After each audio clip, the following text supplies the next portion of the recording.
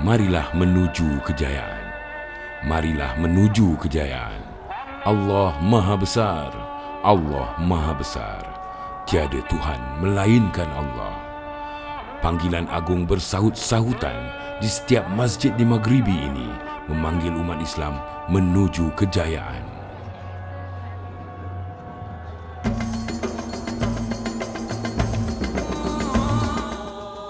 Sedang sebahagian besar masyarakat bukan Islam Eropah menyifatkan seruan Allahu Akbar sebagai unsur ekstremis, seorang pemuda Perancis menganggapnya satu daya tarikan yang unik.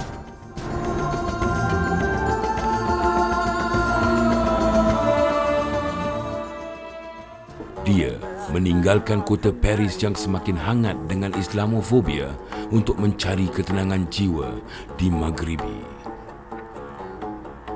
Je m'appelle Frédéric Calmès et je suis venu au Maroc parce qu'un jour je suis tombé amoureux.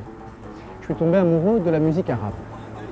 Je suis français et dans mon adolescence, et je l'ai appris en France, et un jour, eh bien, il a fallu que pour l'étudier mieux, je parte dans le monde arabe.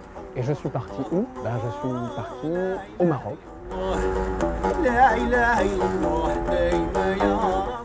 Frederick berasal dari Perancis dan telah lebih 10 tahun hidup di kota purba Fez, Maghribi yang penuh bersejarah ini.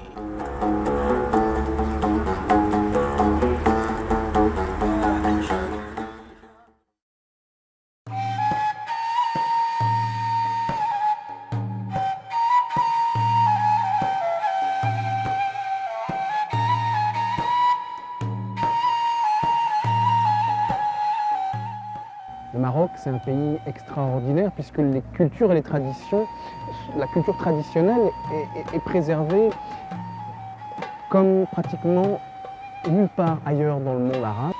12 années que j'habite ici et quand je suis venu m'installer, très vite j'ai fait la rencontre étonnante d'un maître d'une confrérie soufie qu'on appelle la confrérie des Hanatcha. Et ça a changé ma vie.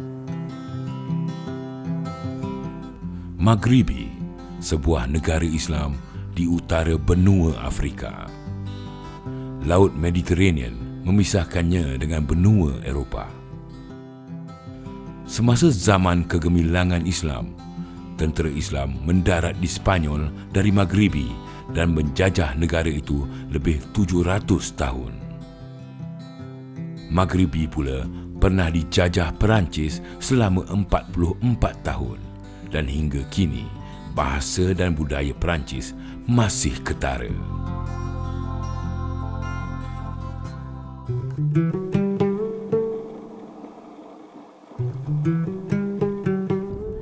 Rumah yang terletak jauh di pergunungan Atlas ini menjadi tempat Frederick berkarya dan mencari ilham.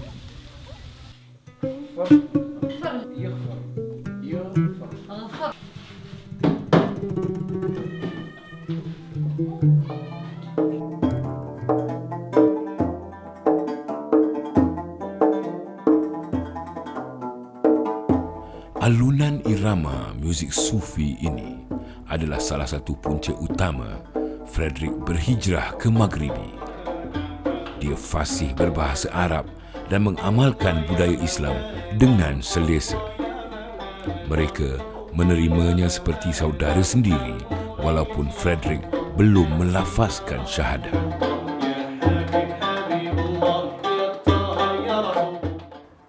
plaît ici, au Maroc, c'est la qualité de vie. Et cette qualité-là, elle passe par les petites choses du quotidien, par les relations entre les gens. Au Maroc, on peut se parler. Dans la rue, quand on ne se connaît pas, on peut se parler directement, on peut se toucher. On vit proches les uns des autres. Des choses qui sont un peu plus difficiles à vivre en Occident, en France notamment. C'est la chaleur qu'il y a ici. Et ce n'est pas simplement la chaleur du soleil, c'est cette chaleur entre les gens. Lahusin dilahirkan di kota purba Marrakesh. Dia pernah meninggalkan tanah air dan berhijrah ke Amerika. Namun, umpama sirih pulang ke gagang, dia kembali ke Maghribi. Yes, actually we do play an essential role in connecting the South, mainly Africa, and the North, Europe. But when it comes to religion, one of the very important statements that we have to stand on is the respect of the other. In Morocco, we are actually one of the most open Islamic nations in the world. I'm going to start back in history with the coexistence. Morocco is one of the very few Arab and Islamic countries where you have Muslims, Jewish, and Christians all living together.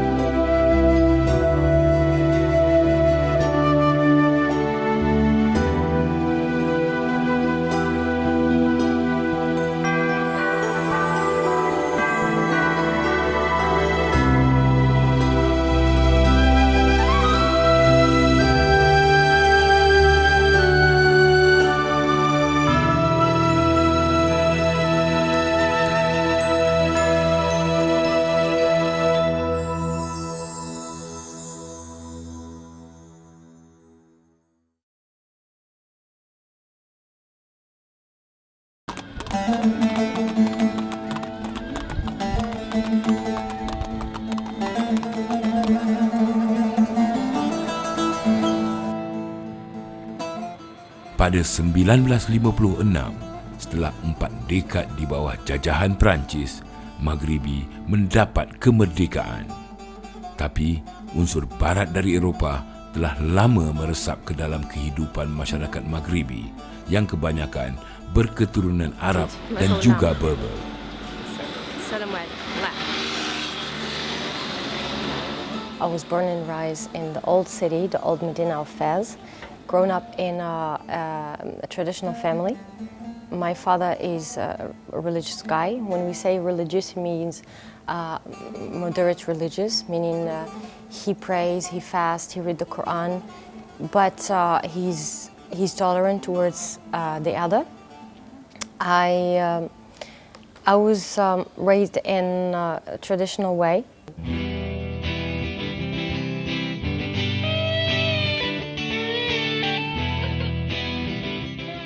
Karima El-Bakuchi berusia 32 tahun. Dia fasih berbahasa Arab, Perancis dan juga Inggeris. Dia adalah antara golongan muda Maghribi yang banyak dipengaruhi budaya barat Perancis yang pernah menjajah negara ini.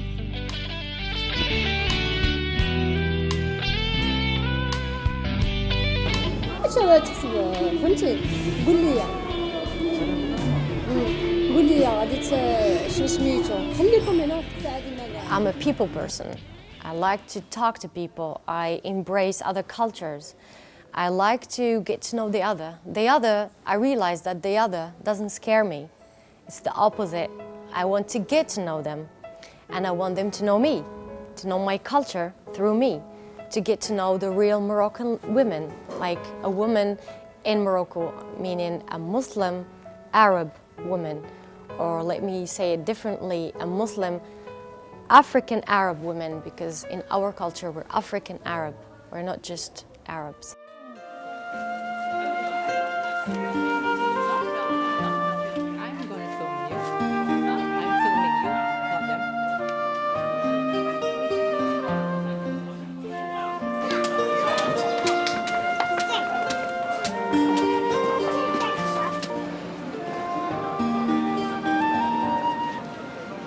my family never stopped me from studying, but when I got my baccalaureate, my brothers, because they were very protective, and because they're elder than me, they thought that if I got to university, I may be exposed to some risks. So they wanted me to stay home, like any traditional young girl, to stay home and get married, which I don't blame them. I love them, and I do understand them, but I always pursue my dreams.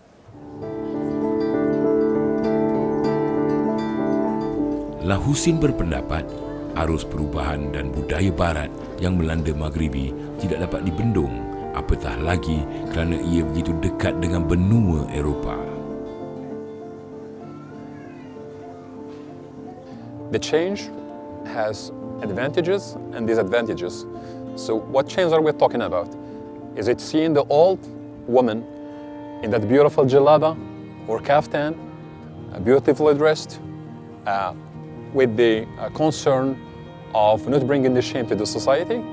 Or is the change what we see in that young girl with the topless or with a very short skirt, having a cigarette in her hand? Is the change what we see coming to us straight and hitting us on the face? Or is the change anything hidden in what is coming to us? Financially speaking and economically, everyone is looking for a change. Every single family in the Medina sees in their children someone to become in the future, someone to change, not the destiny, but the situation in which the family lives today. Tidak seperti wanita Maghribi yang lain, Karima lebih suka hidup jauh dari keluarganya. Pada usia 20 tahun, dia meninggalkan tempat kelahirannya di Fez dan berhijrah ke beberapa bandar lain. It didn't suit my personality because I realized after all that I want to be in a more, let's say, free space. I wanted to go somewhere where I can give more, learn more. I wanted to polish myself and my experiences. And as I said, I'm not scared of going out. And that was my first experience. That was the gate for me. I think that experience activated my hunger for knowledge, for polishing my experiences myself. So I said, if I could stay in a city which is 10 hours away from my city, I can always do it and go somewhere else.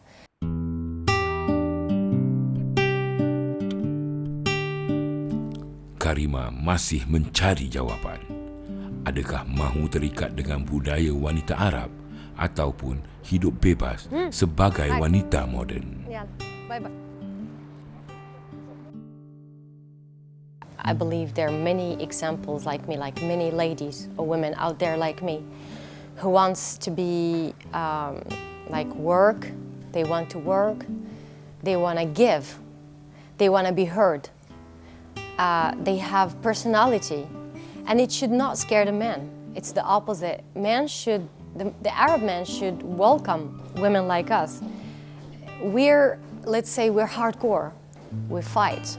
Not fighting physically, but we fight intellectually because we're educated. I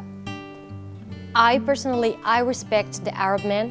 I respect men in general, but I do respect highly the man who would accept a woman and not be afraid of a woman with a strong personality, but communicate with her, let her in his world.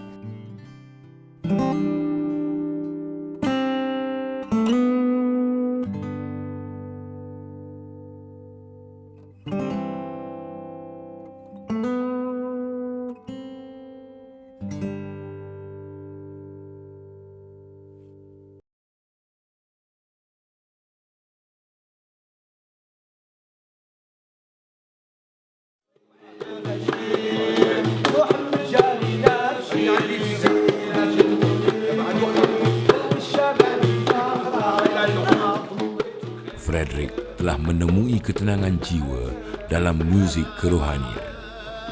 Masyarakat Maghribi menerima Frederick seadanya walaupun dia seorang bukan Islam.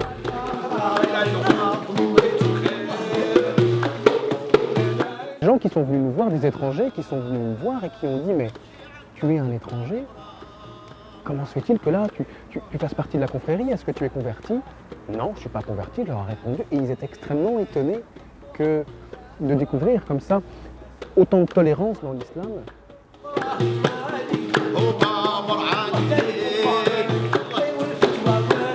Ce qu'on fait avec le maître, toutes ces pratiques qui me captivent, qui me passionnent, qu'il faut absolument protéger. Et on essaye de les défendre, ces pratiques-là. C'est une de mes ambitions, c'est ce que modestement, à notre échelle, j'aimerais qu'on puisse réaliser, et on le fait.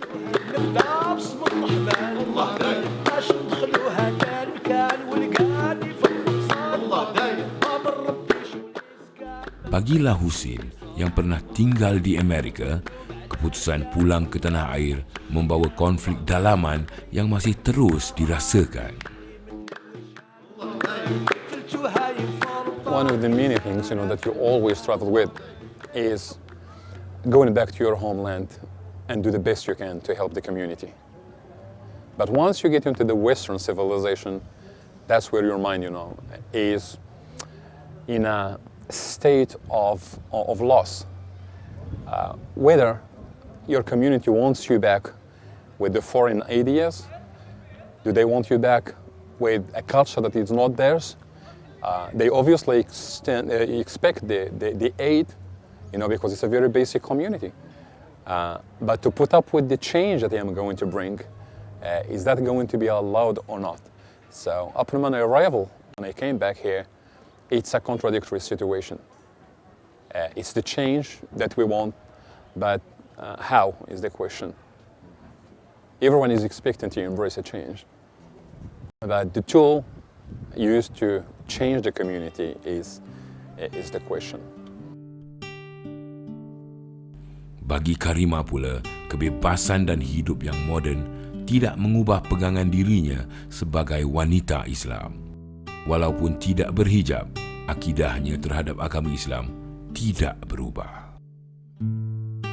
When I was a little girl, I memorized half of the Quran. Surah Al-Baqarah, Surah Al-Nur, Surah Al-Rahman, the small surahs.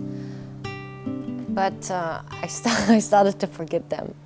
I'm trying to be a good person, but I must admit that I'm not a good Muslim yet. I'm still working, to improve my Islam. We need to adapt ourselves to the changes happening in the world. And this is also something that exists in our madhab. Walaupun terdedah dengan kehidupan barat yang penuh dengan tarikan, hatinya masih tetap di Maghribi. Baginya, keunikan Maghribi adalah kewujudan lama dan baru dalam satu masa. Because we are blessed with this two contrasts, the old and the new, the Medina and the new city, or the Ville Nouvelle. In the Medina, visitors to Morocco come to experience what they don't have today in their countries. But you also have the new town on the other side. You have small shops in the Medina where the craft is sold, handily made, purely typically Moroccan. On the other side, you have shops, you have brands from all over the world, and they think it's a blessing. This is, I may not take it a contrast, as you may said, but it's a good thing, I want to go back in the history, 8 centuries back. I take my car or my moped, and in 5 minutes I am 8 centuries back in history.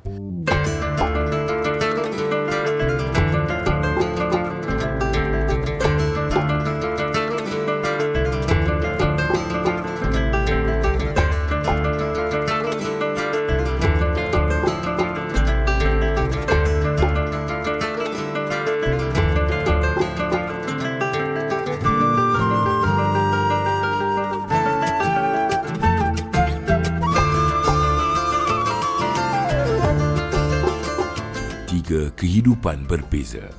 Frederick, warga Perancis, Karima, anak jati Fes, dan Lahusin yang bagaikan sirih pulang ke gagang. Walaupun berlainan corak kehidupan dan latar belakang, mereka menemui satu persamaan di Maghribi. Modernity has never and will never be a problem or an obstacle for Moroccan people and Moroccan women, because no matter how modern we get or we will get, we know our identity. We're Muslim people. Islam is in our heart, in our everyday behavior, in respecting the other, no matter what their religion is.